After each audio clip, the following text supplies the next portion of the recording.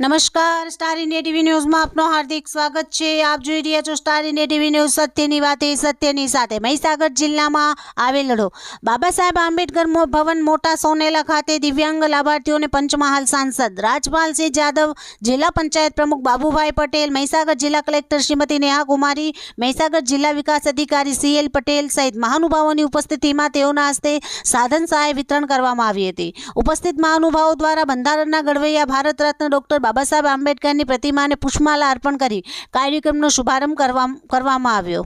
ભારત સરકારના સામાજિક ન્યાય અને અધિકારિતા મંત્રાલય નવી દિલ્હી હસ્તકના દિવ્યાંગજન સશક્તિકરણ વિભાગની એડીપ યોજના હેઠળ ભારતીય કૃત્રિમ અંગ નિર્માણ નિગમ એલિમ્કો, ઉજ્જૈન સામાજિક અને અધિકારિતા વિભાગ ગાંધીનગર અને મહીસાગર જિલ્લા વહીવટીતંત્રના સંયુક્ત ઉપક્રમે દિવ્યાંગ વ્યક્તિઓને દિવ્યાંગતામાં રાહત થાય તેવા સાધનોના વિતરણ કાર્યક્રમનું આયોજન કરવામાં આવ્યું હતું, જેમાં 560 જેટલા દિવ્યાંગ લાભાર્થીઓને ₹91.93 લાખથી વધુ રકમના ખર્ચે મહાનુભાવોના હસ્તે સહાય વિતરણ કરવામાં આવી હતી।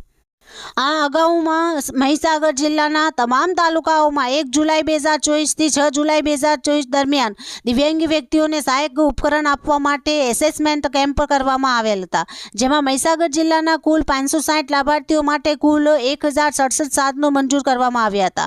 તે અનુસાર જિલ્લાના દિવ્યાંગ વ્યક્તિઓને દિવ્યાંગતામાં રાહત થાય તેવા સાધનો જેવા કે motorised tricycle, wheelchair, tricycle, calipers, Braille stick, Braille kit, કાનના સાંભળવાના મશીન, CP ચેર, સ્માર્ટફોન, સુગમ્ય પેન, વોકિંગ સ્ટિક વગેરે જેવા સાધનોનું વિતરણ કરવામાં આવ્યું હતું।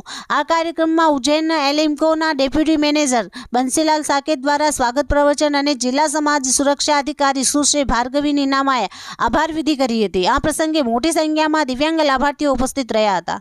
Star India TV news reporter Mustaq Shibai, Santrampur, જિલ્લો મહીસાગર।